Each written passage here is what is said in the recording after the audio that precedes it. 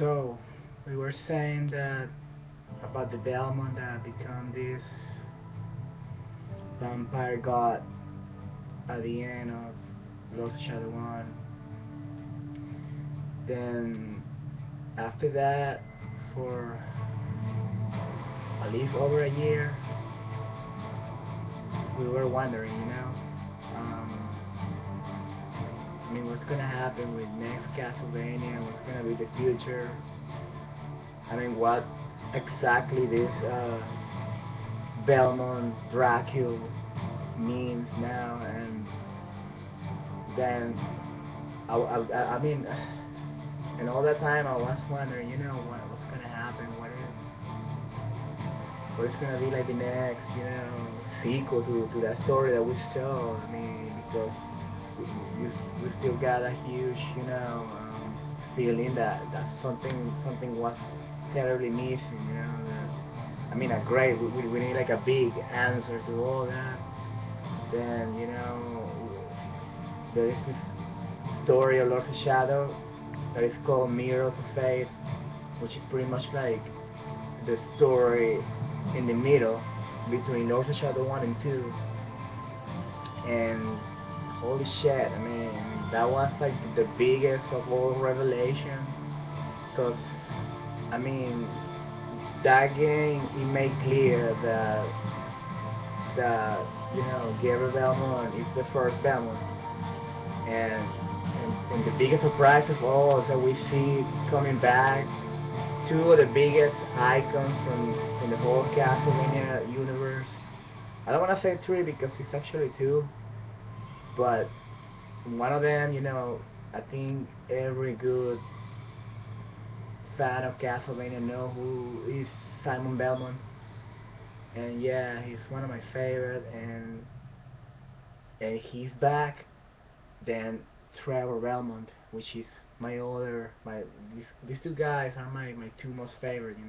I mean, before I start to get truly attached to the new Belmont, Gabriel Belmont, which is odd because it's new, but at the same time he's the first Belmont, which he makes him being the father of all Belmont, and because Mirrors of Fate, we see that Gabriel, he's in fact the father of Trevor Belmont, which is being I've been since all my childhood been loving this guy, this Belmont, and thought was like the coolest hero ever next to his son Simon Belmont, which I mean, and everything was revealed, that like in a way that put everybody into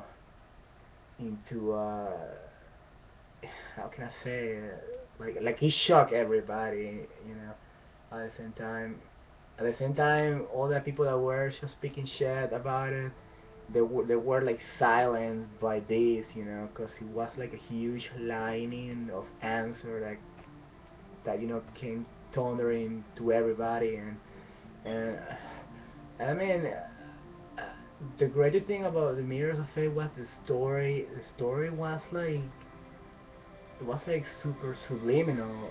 I mean, you know, we got the Belmont that becomes Dracula, and yet the game doesn't explain you completely why, you know, Gabriel pretty much being a very noble, very, you know, a warrior of light, of pure good, that a terrible curse pretty much ruin, destroy his life, and it has to do a lot too when he became a vampire because he drank the Laura's blood and that part of the curse, plus plus all what happened to him after he became pretty much the ultimate Lord of Shadow, and all that, it was like too much for his mind, plus losing his wife, and and and the way he lost his wife, he was feeling pretty much betrayed by everything,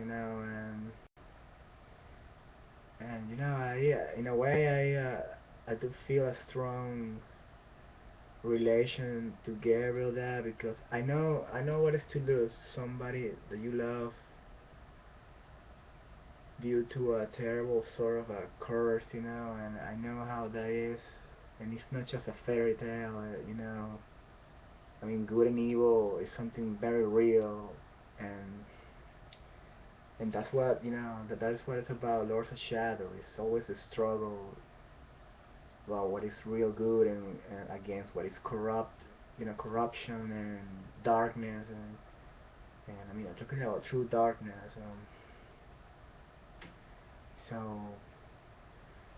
So anyway, yeah, the thing about Mirrors of Fate that make it so golden to me was to see back Simon Belmont and Trevor, and Simon is this, you know, barbarian that he grew up, you know, aside from being a knight like his father and his grandfather. He didn't grow up raised by the brotherhood life. He grew up out there in the mountains with tribes and pretty much barbarian people. Like I think they call it the Walachian tribes. Which pretty much are like warrior people. And but I mean, I love how the way put it simple. You know, like Gabriel is the father of Trevor Belmont. Then you see that Trevor Belmont, he has his son, and that son is Simon. And I love to see how Trevor was, you know, married with Sypha. Oh yeah, Sypha Vilnaldes. That's another great character from the classic Castlevania. You know, she's the witch, the oh, the that appeared first in Castlevania 3. See, that way was calling my my video because it moved out of nowhere, and it was Castlevania 4. It's one of the best Castlevania ever made too, next to 3. I mean, from the classics, you know. So I was saying the sci-fi, you know, in the original Castlevania 3, we got, you know, all new characters. We got Trevor Belmont, Cypher Renaldez, Alan Grant, and Alucard, of course. Alucard was originally introduced into the Castlevania games too. So I mean, this is the thing that happened. Same way, you know, out of nowhere, Gabriel is Dracula.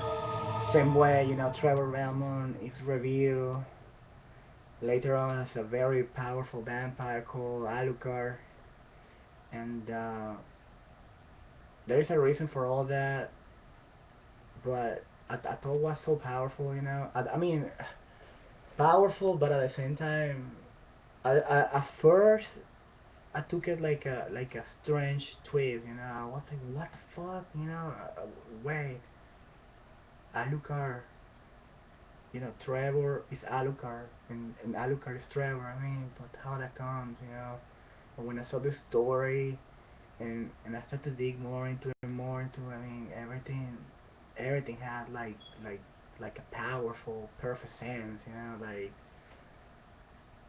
I mean, same way Gabriel became Dracula, same way Trevor Reynolds became a vampire. I mean, and well, you see the story. You see how Trevor he went on solo trying to hunt Dracula down, but it was, you know, Dracula. This Dracula is just too powerful. You know, it's too much power even for a Batman. Um, but I mean, they engage into a brutal fight, and it happened that Trevor ended up just dying, and in that moment while he's dying, he revealed to Gabriel that, you know, that he's his son, and, you know, into his desperation, Gabriel, when he see that for real he's trying to revive him by giving his blood, then he turned him into a creature of the night too, what we call a vampire. But these two vampires, they're like a very supernatural vampires, and they're not ordinary vampires. Their blood comes from the most powerful of all vampires,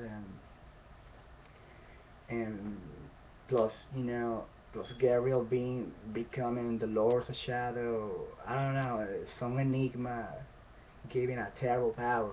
That is it was so big that he was even able to stop Satan. So, and the Forgotten One, and all the enemies to come. So, well, you see in Mirrors of Fate how Simon, you know, find Alucard, and Simon, he doesn't know that he's his father at all, and because well, I mean, Simon is the son of Trevor, but Trevor become Alucard, right? So, it's really a very, there is like a lot of drama, but at the same time it's very like tragic and very gothic, cause I mean it involves a lot of supernatural elements, and the story is not just that fucking stupid Twilight shit, this is something that is about like real, like a real vampire tale, and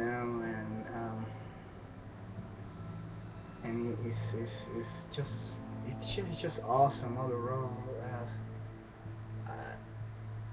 I was really impressed by the story Mirrors of Fate, and I thought it was like one of the best Castlevania ever made, because they put the same soul of Lords of Shadow, but they put it all in side scroller, making homage, to in reference to the origin of Castlevania, to the classic Castlevania of platforming and like 2D side scrolling, and that was something that people were begging for it, and I do love it.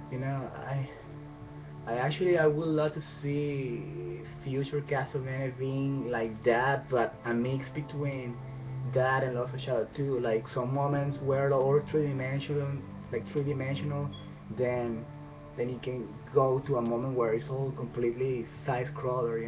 Like if they can balance that out, it will be so much better. Um, I don't know if better is the right word, but it will be pretty cool, because you will see always the soul of the classic Castlevania there, and I don't know, I never understood, there's a lot of people that they never like the 3D Castlevania. I don't get it, because to me, it is like a natural evolution, from 2D to 3D, and I always wanted to see a 3D Castlevania since, I remember since I played, 64, and on the time, way back, on the 90s, what is it? Early 90s, 2000. No, it's early 2000. Around no. It's around 99, 2000, around that era where the 3D games were new, but the graphics at the same time were not exactly there yet. So, but I thought the Castlevania 64, it looked really beautiful for the time, and to me it was natural to accept it, and I remember I saw Castlevania, I was like, wow, Castlevania game on 64, and I was like, wow, man, this is awesome. I haven't played a Castlevania in a long time, and so good to see a title Castlevania back, you know. So to me, I am open to both the same way. I just love them both the same way. As long as Castlevania, I don't care. I mean, as long the game can be good, and that's all I really care. and the series evolving and advancing, So, oh man, okay, I don't have any more time for this video. Well, anyway, I think I might have another part. It might be the last part, but I'm gonna conclude what I need to say about Mirrors of Fate. and it's a fucking great game.